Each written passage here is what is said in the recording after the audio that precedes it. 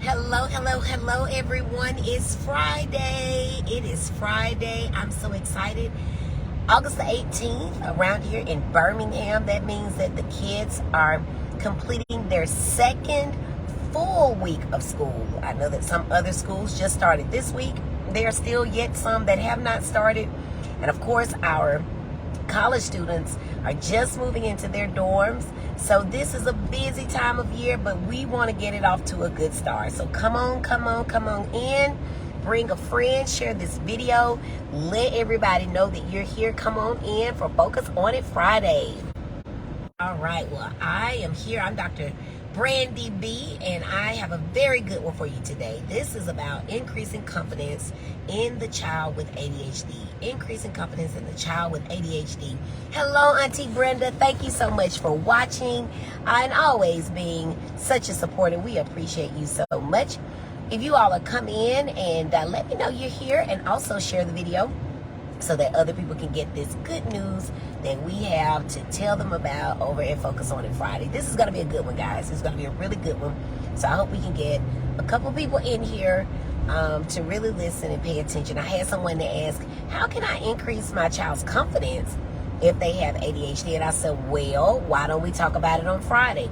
And so that is how this video, the topic of it, came about, because we definitely know that children who have ADHD can for sure have confidence levels that are shot, and that can lead to low self-esteem, and the list just goes on and on and on. And so we really want to make sure that we are making sure we do all we can to have children who are confident, have adequate self-esteem, who can get the work done, feel good about life, and be productive citizens. And that is what we actually want to do. So I'm going to give everybody about one more minute, and then we'll jump in and get started. So excited to have everyone here. Hello, Mama. She says, hello, Dr. Brandy B. I said, hello, Mommy. Thank you for joining and always supporting, as usual. We appreciate you so much. We're talking about things that we can do to build the confidence in the child who has ADHD. And I will go ahead and get started. I'm Dr. Brandy B, your triple board certified pediatrician, adult psychiatrist, and child and adolescent psychiatrist. And through my Facebook live stream, Focus on It Friday, through my best-selling book, Shine, Understanding ADHD So Your Child Can Be a Star, and through all of the other speaking engagements, which I participate wherever you need me to be. I help worried moms, dads, educators, and all who love children with ADHD get the education that they need so their children can be successful in the classroom and in life. Today we want to talk about a very important topic, that topic being increasing the confidence in the child with ADHD. And we're going to go with an acronym, because why not? That's my thing. I like them. I was having a conversation with someone about acronyms, and they said, well, we could just change the spelling up. I said, absolutely not. The entire premise of an acronym is that the word has to be spelled correctly in order for people to remember what each letter stands for. Otherwise, they're trying to remember what the acronym is with this incorrect spelling and what it means. And that's just too much. It's way too confusing. So let's go for it. The C is for connect with your child. Oftentimes, because ADHD is such a frustrating thing for not only the children, but also their parents, you can find that you have a disconnect with your child. You don't really know who they are. You don't know what their interests are. You could just be so frustrated by all of their behaviors that you can find a situation where you'd almost rather not even deal with them. So really making sure that you connect with your child, letting them lead whatever the activity is, and following, which is so difficult for parents, because we as parents want to tell them, do it this way, when in fact it doesn't have to be done that way. I mean, it's not like life or death. You're just playing a game. In most games, they're making up their own rules. So bogged down with the details and the rules, it can make for you learning how it is that they think, how it is that they play, how it is that they process things. And that is so important when we're allowing a kid to be confident. And I know somebody out there is thinking very concretely, and they're saying, well, I can't let them just think wrong.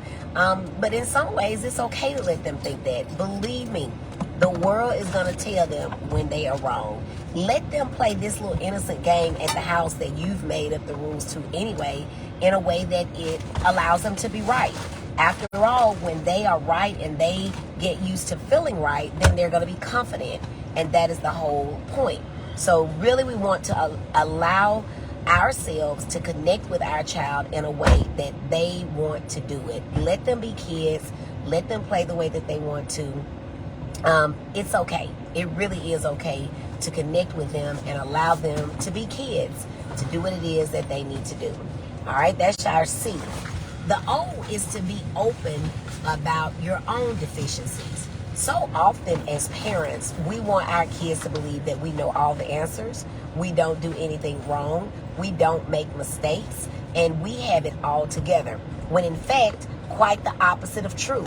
We don't know all the answers. We don't have it all together. We certainly make mistakes. And we don't always know what we're doing. And so it's very important that when we are interacting with our kids, that we say things like, oh my goodness, I remember when I was your age, I didn't understand this fully either. Or, if you're working on cell phones or something to do with computers or other IT stuff, to say, oh my God, I didn't know that. You just showed me something. And so what we're doing when we do that is we are allowing our kids to understand that they won't know everything under the sun. And it's okay. As long as we're still living, we're still learning. And as long as we're still learning, we're still growing. And that is the point of it all. To keep learning, to keep growing, to make the mistake, to get up, to do it again and again and again and again. Just last night, my oldest, who's in 3rd grade, I had him to redo an assignment. In his mind, it was done the way it should have been done. And in my mind, it was not. I didn't like it. It wasn't neat, and it was not of excellence. We expect excellence, not perfection, but excellence, because excellence means that you're going to make some mistakes, but it also means that you're going to do it again. And so he said he didn't want to do it again because what he had done was he felt complete. And I gave him the story of how I did not pass my pediatric boards the first time or the second time, but that I took it until I had completed it in a way that was of excellence. And in that moment, he looked at me like, you mean you didn't pass something? You didn't do it right?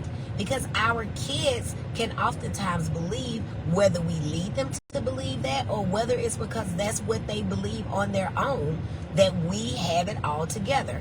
And I used my own deficiency, right, as a teaching point for him to let him know you will not always get it right, but what we can do is do it over again. I see I have Dr. Leash Wills who is joining us. Always a pleasure. My cousin Alethea Thurman.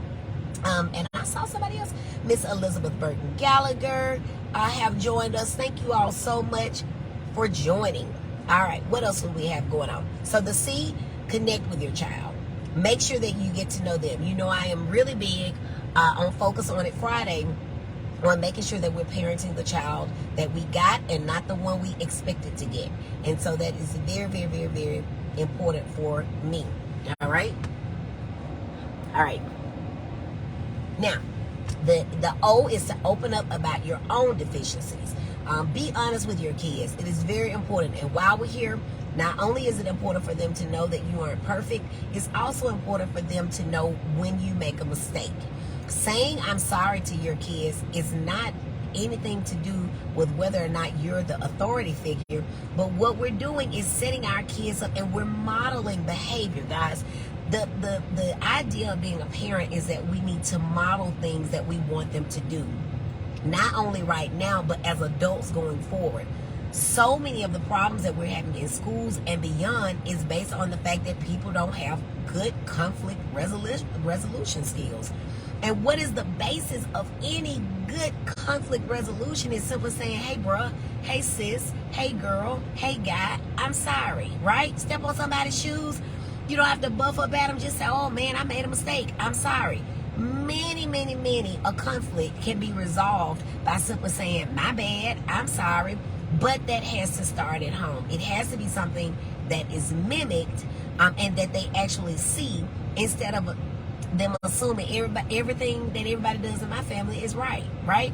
It starts at home, okay? So opening up about your deficiencies. The N in confidence is to notice and applaud their efforts. So many times, and we do this with our spouses, we do this with ourselves.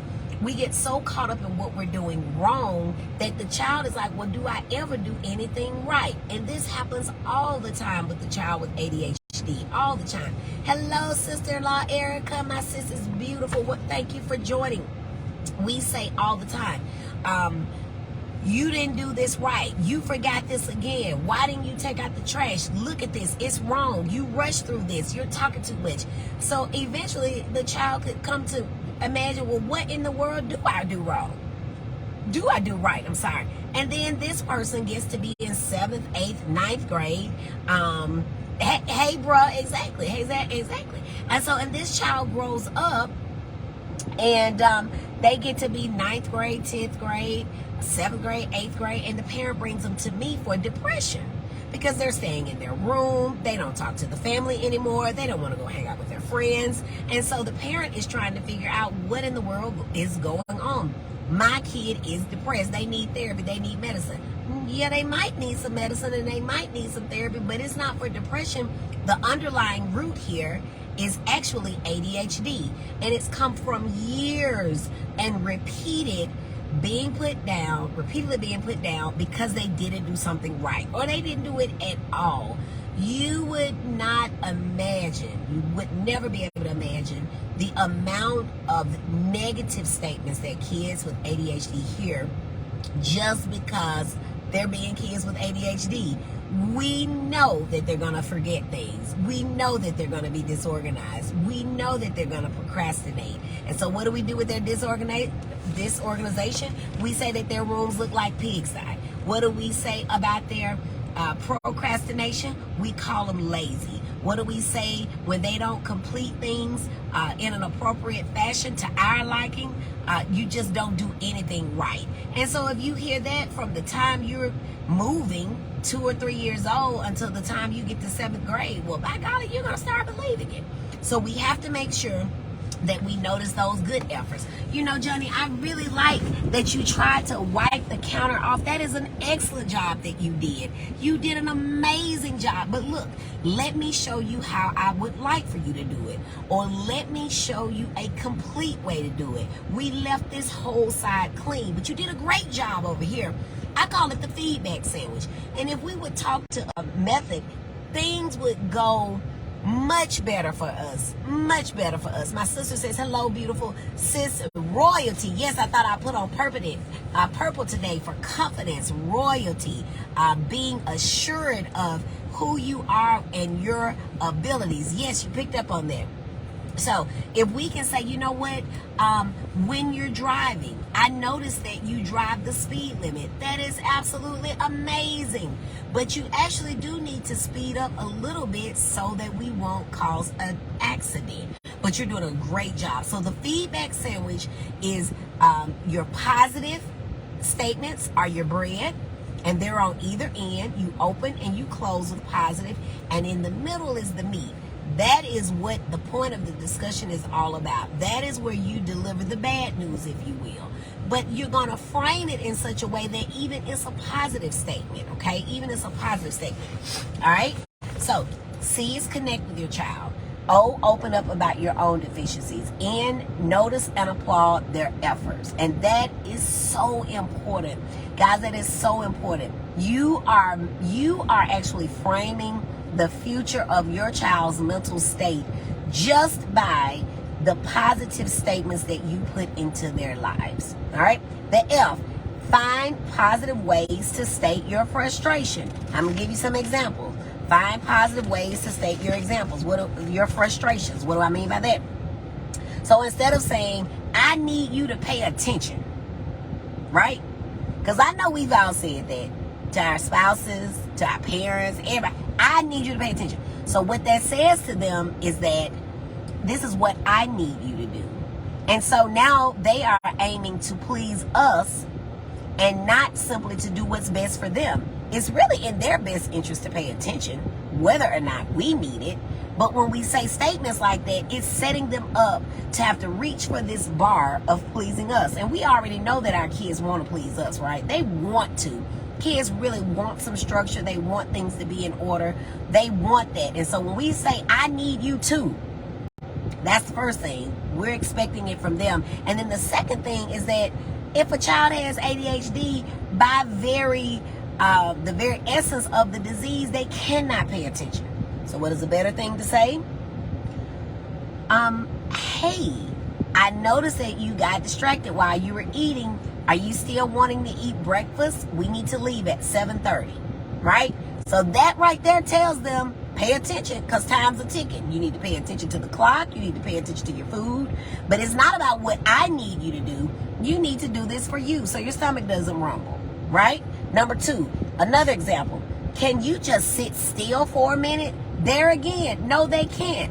If they have ADHD and they have the hyperactivity, impulsivity type, no, they can't sit for a minute or a second. So what do we need to say instead? We need to say, I know it's difficult for you to sit still, but do you think you can sit here and tap your foot or maybe play with this fidget spinner?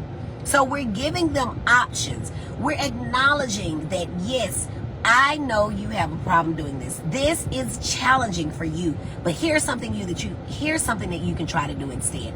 Hello, my Auntie Eva. Thank you for joining. We've got Miss Haley K. Branham. Thank you for joining as well. All right. Number three, this is another example of things that we can say in a positive way, even when we're frustrated. So instead of saying, you need to calm down, you're overreacting. Now, we know that managing emotions is very difficult for the child with ADHD. We already know this. We know that they will cry for any reason. We know that they will scream for any reason. We know that they may just get upset, walk off, and storm off for any reason, and nobody knows why. Things were going good, and then they weren't. And so instead of saying, you need to just calm down, you're overreacting, what you can do to them for them is to say instead, I recognize that you're upset right now. When you, calm down a little bit more, let's talk about it.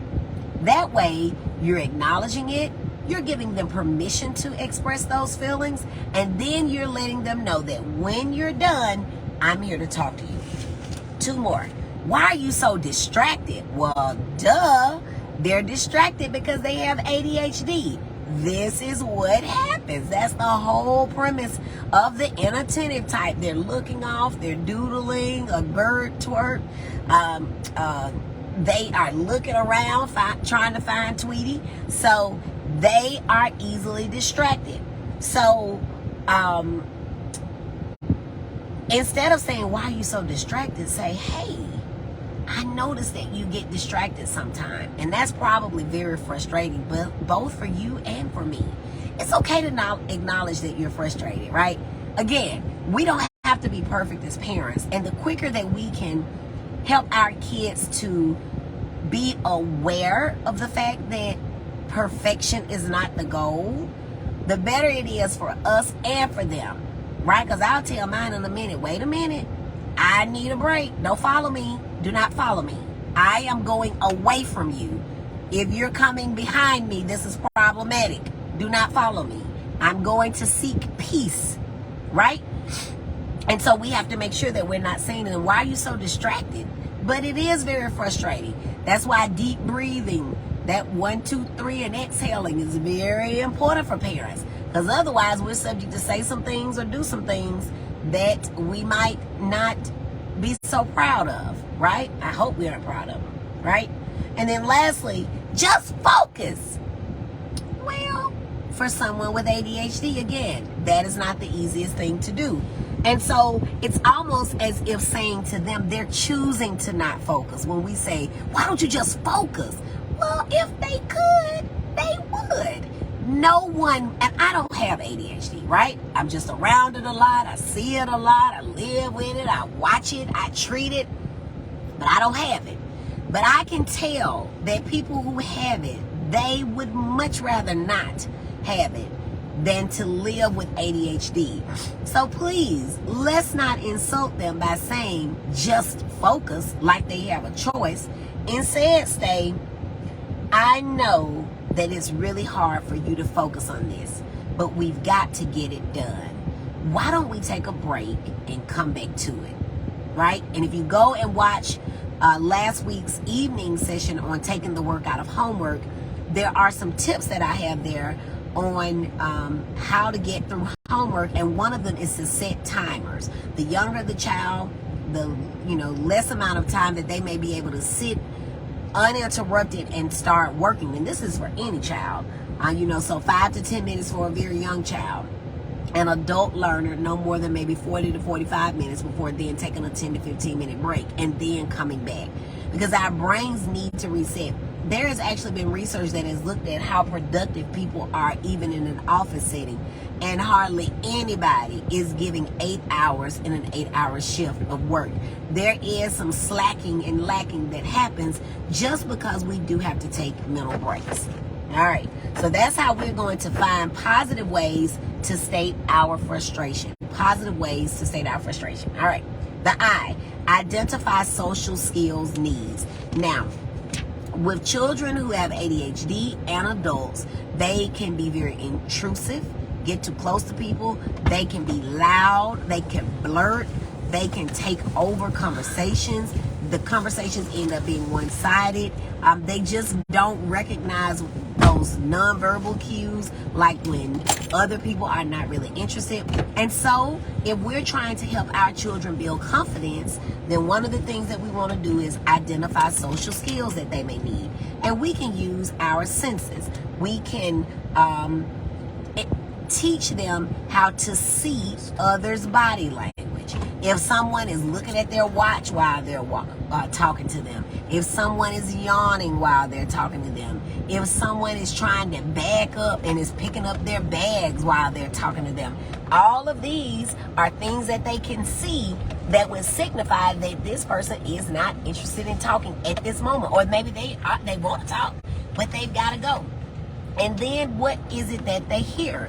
We can teach people or encourage our kids to have the listening skill of hearing. When listening, they can do two things. The first is to repeat what the person said. Oh, so I understand what you're saying is, and that does two things. It gets clarification for them, because half the time they aren't listening. The other thing it does is lets the person that they're talking to know that, hey, I was actually listening to you. Because it is not uncommon for somebody with ADHD to start scrolling on their phones, to start looking away, to just out of nowhere make a comment about something on TV, or even to walk away. So by saying, let me repeat what you said, it makes sure that they got the information right, and it also lets the other person know that I'm listening to you. And then as far as hearing, we can teach them how to talk at a tone that is lower, like, hey, you're screaming, and also to slow down, because their speech can be increased and rapid. So that's hearing. Now, tasting, we can teach them from a social aspect. Slow down when you're chewing, and chew with your mouth closed. Why is this important? Because you can imagine that if you're out to lunch with your friends and they've got food running out of their mouth, and the words are coming out of their mouth, and their mouths are open, and they're talking way over there at a conversation over on that end of the table, and they're loud and screaming at the waiter to come back and bring them something, then their friends are going to be like, we can't take her to this type of restaurant anymore. We're going to just go to McDonald's when she says she wants to go with us, right? This is real life stuff, y'all. This is real life stuff. All right? So that's the tasting part. The touch part. People who have ADHD tend to get too close to people. They're impulsive. Their brains tell them give them a hug, and they give them a hug, but maybe that person didn't want a hug. Maybe that person just didn't want you to give them a hug. Some people may even be autistic, and they are really just sensitive to people touching them. And you don't have to have autism or be autistic to not want someone in your personal space. There is this area that's a box. It extends as far out as your arms can go in all directions. Do not come into my box unless I welcome you there. But these people are so impulsive that sometimes they do it before they can think about, oh, that was their personal space, and maybe they didn't want me there. So these are just some social skills. These are some social skills that, and I'll just say this smell. There are some people who partake in extracurricular activities that may render them having smelled a certain way. And again, the child with ADHD, they're impulsive. They just, if it comes up, it just falls out of their mouths. And they may say, well, what you been smoking? Well, that may not be appropriate or any of their business. And they may find out the hard way just how inappropriate and none of their business it is. And so we have to make sure that we prepare them for all of those things. All right, so we're going on. Connect with your child, open up about your deficiencies, notice and applaud their efforts. They don't have to get it perfect, but it helps when you can say, oh my goodness, I noticed you tried to wipe off the counter. Let me show you how we can do it even better next time. All right? You're going to find positive ways to state your frustration. Remember, what you say while frustrated, you may forget about it. You may not have even meant it, but that still stings for a long, long, long, long time. And I don't know who those people are that came up with that thing, sticks and stones may break my bones, but words will never hurt me. Words hurt. They hurt deep. And they hurt in a way that the sticks and stones may not, because you'll heal from that. The scar will go away with a little cocoa butter, but those words will still linger on. So we need to definitely be careful about that. All right, we'll move over, and we're going to identify social skills needs. Dr. Leah says, I am calling her out, and that is good, Dr. Leah. We want to make you better. We are striving for excellence, not perfection, but excellence. Mama says good information as always. All right, let's go.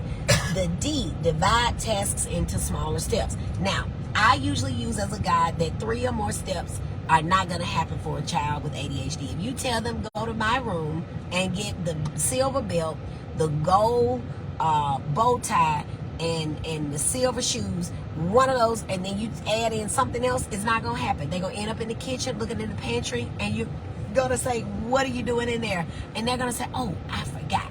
Or they'll go to the bedroom, and they'll come back with 4 completely unrelated things and bring them to you with a smile on their face, and you're like, what is this? And they're like, oh, like that's not what you asked me for. You'd have brought me 2 earrings and a necklace, and that was not on the list. So if we can divide the tasks into smaller steps, we're much more likely to get them to complete them. And once they complete them, oh my goodness, we're going to go all overboard with excitement. Look at you. You brought 1 of them. Okay, now we have to get 2 more. But let's just get 1 this time and then bring it back. And oh my goodness, you brought 2 things back. All right, now we just have 1 more thing. And you're going to go and let them get that, and then you're going to bring that back. You have a completed task, you have a happy kid, you have a happy parent, you have a happy life, all right? The D was easy. Now, the E, you're going to express love and support. Again, I cannot tell you how much, how frustrating it can be for the parent and the child when there is ADHD involved. And so sometimes these kids may not get a whole lot of love because all they're getting is, why did you, what were you thinking? You weren't thinking. Why? I mean, I've heard parents say, you just stupid. I've heard this, okay? And so what we have to make sure we do is that at least twice a day, before you send them off to school and before you put them in the bed, tell them you love them. My God. Because that may be the only time they're hearing that, because guess what? These kids are getting in trouble at school too. So their teachers are asking them, why did you hit Johnny? Are you mad at Johnny? No, Johnny's my best friend. Well, why'd you hit him? I don't know.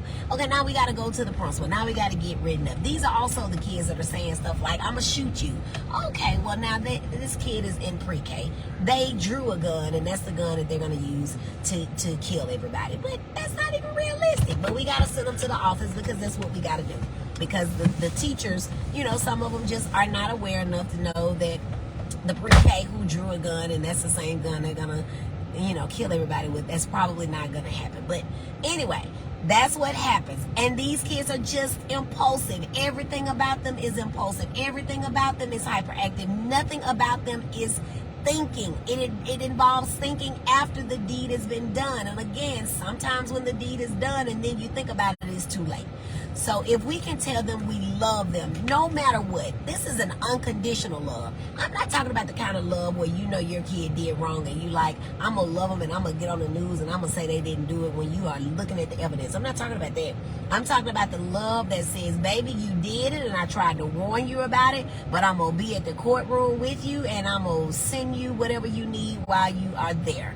But I'm not going to be on the news talking about you didn't do it when we have video footage showing that it is you. I'm not talking about that stupid love. I'm talking about the love that loves and gives guidance, the love that gives support, the love that gets an IEP, the love that gives some limits. I'm talking about the love that really lets them know we care about them. The love that is action and not just showing up on Christmas with some sneakers or with, a hat on and some milk and cookies trying to play with mama. I'm not talking about that love. I'm talking about the love that is there 365 days, because in case you haven't been a parent in a while or you've never been one, it is a full-time job. It's a full-time job. It's the kind of job that will make you drink alcohol to celebrate and will make you drink alcohol to cry. And I don't drink alcohol, but oh my goodness, if you do drink alcohol, parenting is the type of thing that will make you get one extra sip. So I've been told. I don't know. All right. Went off on a little tangent there. But the point is that I really want you to know that you got to love your kids. So many kids are walking around not being loved, not knowing that. And yeah, love is what love does, but love wants to hear that I love you too. You want your spouse to tell you they love you. You better tell your kids too, because somebody somewhere is waiting to tell them that, and they're going to lure them in, and you're going to say, but I don't know how this child ended up like that. We love this child. We gave them everything they needed, but did you tell them that you loved them? Or did they just think that that was what you were supposed to do because you had a lot of money and you were going to share it with them? Make sure that when you're loving them and all the things that you do to show it, make sure you also tell them, because they need to hear it. All right, we got two more. In confident, the N is to network with your teachers. Now, last week on Monday, we spent time going through 7 steps to success in the classroom for the child with ADHD. One of them, is, of course, is working with your teachers. And I always say this, but keep in mind that, yeah, it's some bad teachers out there. Okay, there are some teachers out there that are just collecting a check. They're bad physicians. They're bad, whatever the profession is. There's somebody who is not in it to really benefit the customer, the client, whoever the consumer is. But most of your teachers want your child to succeed. And they're going to be telling you something that is true.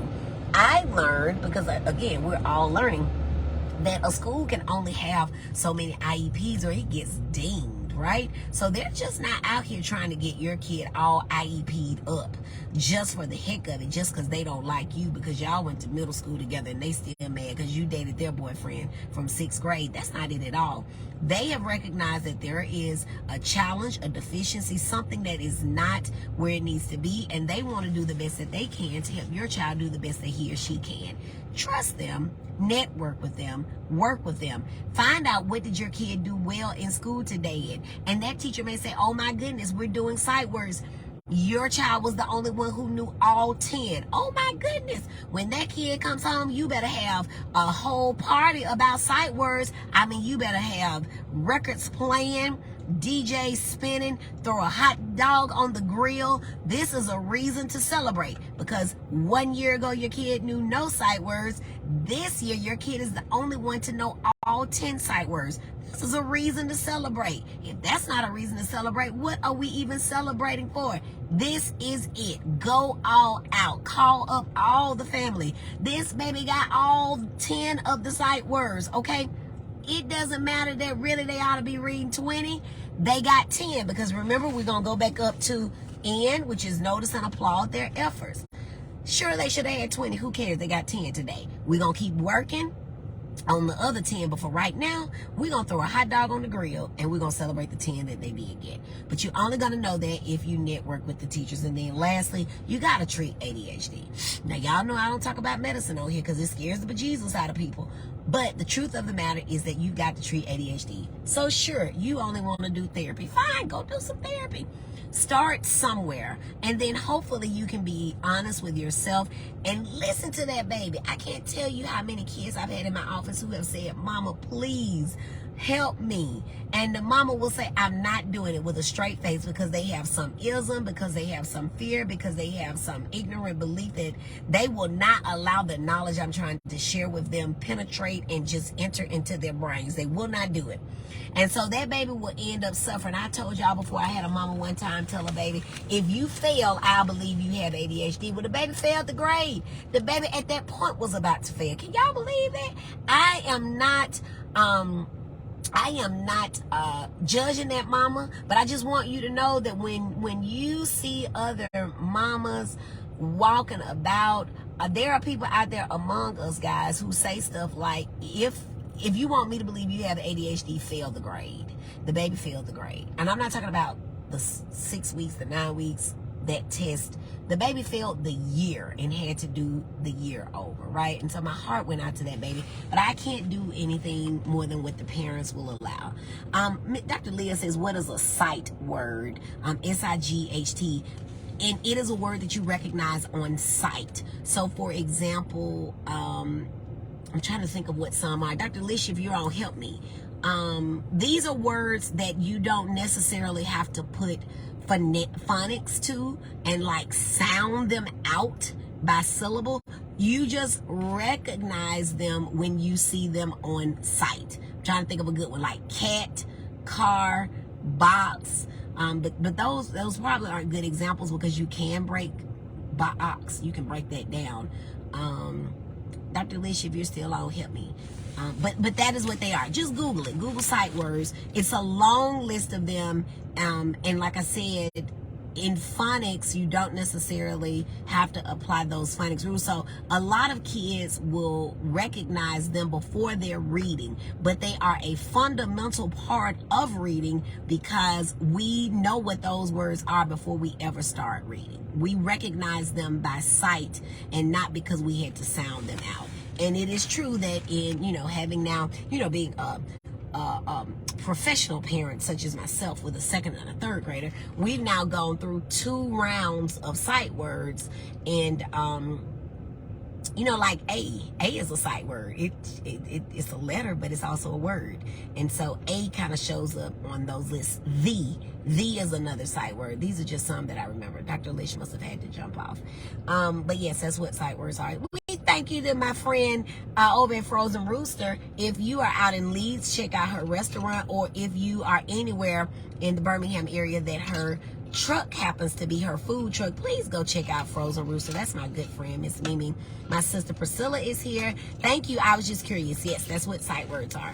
And if y'all have young kids, knowing those sight words, like I said, is a great basis for the fundamentals of learning to read, because they are everywhere. The A's, the D's, the ands, A and D is another AN. Those are all sight words. You just have to know them on sight. All right, so we have gone over in great detail. If you missed this one, go back. You can tell the ones that I spent some time actually researching and thinking about, and this was one of them. I thought it was a great topic because I'm always talking about, please treat the baby's ADHD before the confidence goes down, because then I'm going to be working against anxiety. I'm going to be working against depression and ADHD, and that's a lot for your doctor to work with. When we can just treat the ADHD, keep that baby's confidence where it needs to be. Because what happens when we treat the ADHD is that the grades come up. When the grades come up, now you're confident in class. And then you can complete assignments, you can complete the homework, you can complete tasks. The room is clean. So now your mama's not nagging you about your room. Your book bag is organized. Nobody's calling you lazy because you actually can get up and go and do something and not just veg out on the sofa. Life is so much better when your ADHD is treated. And really, one of the other things that needs to go here, and I guess that T is for treat yours and your baby's ADHD.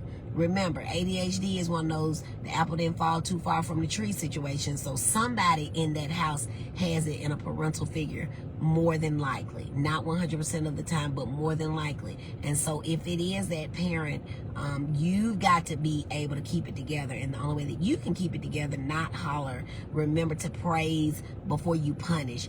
All of these things is if you are treating yourself. So real quick, just to recap, we're talking about increasing confidence in the child with ADHD. We use for an acronym confidence. The C is to connect with your child. Know who they are. Parent the child you got, not the one you wanted. We got Miss Jeremy, Mr. Dia. Mr. Jeremy, Miss Dia watching, thank you. Connect with your child. Parent the one you got, not the one you prayed for. Be open about your own deficiencies. Don't be afraid to say, baby, I don't know all the answers. Don't be afraid to say, baby, I failed. Don't be afraid to say, baby, I have ADHD. But open up about your deficiencies so your child hopefully will not be ashamed of whatever they have going on, and that they'll know that it's going to be all right. It's going to be all right. The end, notice and applaud their efforts. Sure, they didn't get 100%, but they got an 80. They got a 78. And if your child's best is a 78, especially without medication or some form of treatment, don't beat them up. Don't beat that baby up because they got a 78 and you know they struggled, stayed up all night, barely got the homework done, and forgot to turn it in, and you had to call the teacher. You better not say one word to that baby when they get a 78. You better say, great job. We will try our best to do better next time. Great job on this one. Throw a hot dog on the grill. Let's go out and eat some Mexican food or something. The next thing you want to do is your F, find positive ways to state your frustration. Do not say to your baby, and I'm going to go over these again. Do not say to that baby anything. I don't want to hear any of y'all when I'm out at Walmart talking about, I need you to pay attention. I don't want to hear you say, can't you just sit still for a minute? I don't want to hear you saying, you need to calm down, you're overreacting. And I don't want to hear you saying, why are you so distracted? And I certainly don't want to hear you say, just focus. To a baby with ADHD, I'm going to get you. If I see you in Walmart or Target, because I go in there from time to time, I'm going to get you. Just know I'm going to walk up on you and I'm going to say, why you being mean to that baby? Don't do that. Okay? All right. So the I identify social skills that are needed. Remember, they blurt, they interrupt, they're all over the place. They aren't listening to other people. They're skipping to the loo. They are not worried about what is going on in other people's lives. And so other people will take offense to this. They pick up on it. They don't invite them to the cookout. Now we got a situation because your kid is at home wondering why nobody wants to go anywhere with them. And it's because they're intrusive. They're all over the place. They're all over them. They're late. They made them miss reservations because they don't know how to show up on time. This is problematic. They're going to start not being invited. All right. Just know that. All right. So we're going to divide tasks into smaller steps. Don't tell them clean up your room. Telling a child with ADHD to clean up your room or even to make a peanut butter and jelly sandwich. Guys, there are probably, we could say 5 to 10 steps in making a peanut butter and jelly sandwich. You got to get peanut butter. You got to get jelly. You need a napkin. You need a knife. You need a plate. You need bread. And that's just the things that I can think of. And so if your brain tells you to go to the bedroom, well, if none of those items are in the bedroom, you're already messed up. Or if you go to the pantry, but in your house, all the main ingredients are kept in the refrigerator, that's going to be a problem. Or if you took the peanut butter to your room after you used it the last time and now you really don't know where it is because you're standing at the pantry looking, but it's not there. Well, now we got a situation as well. And so instead of just, not being able to figure it out, if they're like, if I'm not going to make a peanut butter and jelly sandwich, I may as well just sit here and not even move.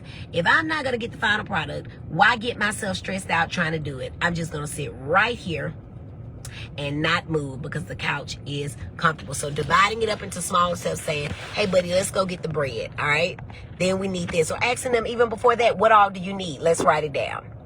All right, and then helping them to figure out, okay, where are these things? Breaking it down into smaller steps, much easier to accomplish the task if they're in smaller steps. All right, that's the D. The E, express love. Make sure you tell your kids you love them. Make sure you tell them you love them in addition to doing the things that show that you love them. N, network with the teachers. Bring some positive things that have happened in the classroom to home, and hopefully your teacher will work with you and remind your kid of some good things that they did at home while they're in class. So it's always this constant reminder of what a great child you are. And then lastly, treat the ADHD. There will come a time, hopefully, where you will decide that that is what is best for your child, for your family, and even for you.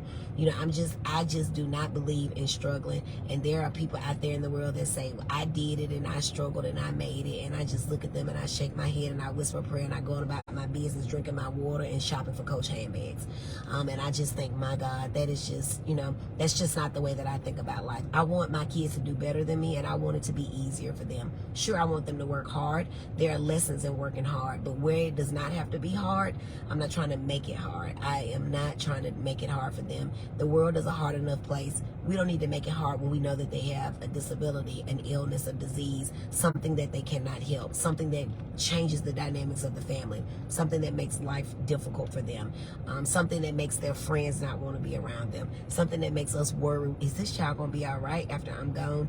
I don't want to have to worry about any of that. So anything that I can do to make their lives great, any communication I can have with their teacher, anything that I can do as a parent to set them up for success, you better believe I'm going to do it. I'm going to do it. I'm going to do it with a smile, and I'm going to make sure that everybody knows around me knows that when I die, I want you to continue doing it, because that is that important for me.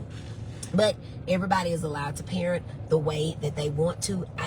It is only my job to make sure that you have the education. Because when I get to the pearly gates, I'm going to say, I told them, Lord. I told them what you told me to tell them. And I kept asking you if I was still supposed to be telling them. And you didn't never tell me to stop. You never put me on mute like Beyonce. So I just figured I was supposed to tell them. And I told them. And I don't know what they did. So there we go. All right. Hope y'all have enjoyed this discussion. I have. It was a lot of fun, very informative.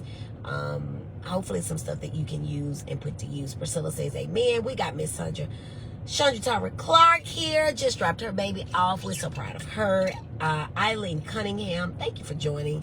Hopefully this was very good for you all. Mama says, treat them, love them, and give them confidence. Absolutely. And again, people say confidence you're born with. That may be true. But you sure can have some things in your life to happen that can just wipe it away. And once that confidence is gone, it can be kind of hard to pull up.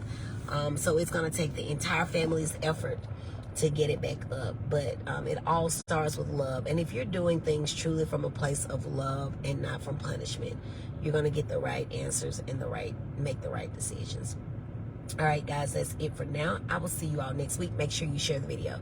You have at least one friend, one homegirl, one dude friend, somebody who needs to hear this information. You've heard them hollering at their kids. You've seen them frustrated, and they really just don't know what to do. This may help give them some direction about how to approach their young ones who are dealing with ADHD. All right, guys, that's it. I'm going to get out of here until next week. And let me know if y'all want to talk about something. Let me know. If you all have any suggestions for conversations, let me know. Cousin Alethea, I'm going to call her by her government name. She says, always helpful. Thank you so much. I try my very best. And, you know, when you live experiences and you see it every day, it really gives you a different perspective versus something that you've read. Mama says they've got to love themselves. Absolutely, absolutely. But again, our kids learn to love themselves based off how we love them. These are little parrots that we're raising. They mimic what we do. They mimic what we say, and we don't even know it. So those little mini things that you don't think are hurtful or you don't think that they're paying attention to, they really are, and you'll hear them again. You'll see them again. So make sure that you're speaking positivity over your child's life. Make sure that you're speaking love and you're showing love, and that will make the difference. And you know, I'm always throwing affirmations. I didn't put it in that acronym, but those positive statements are very, very, very important. All right. I'm Dr. Brandy B, your triple board certified pediatrician, adult psychiatrist, and child and adolescent psychiatrist. And through my Facebook live stream, Focus On It Friday, my best-selling book, and my speaking engagements, I help worried moms, dads, and others who have a special interest or love for children with ADHD get the education that they need so that their children can be successful in the classroom and in life. Until next week, y'all be safe, stay cool, drink your water, mind your business, love on your babies, and help them build confidence. I'll see y'all next week. Bye.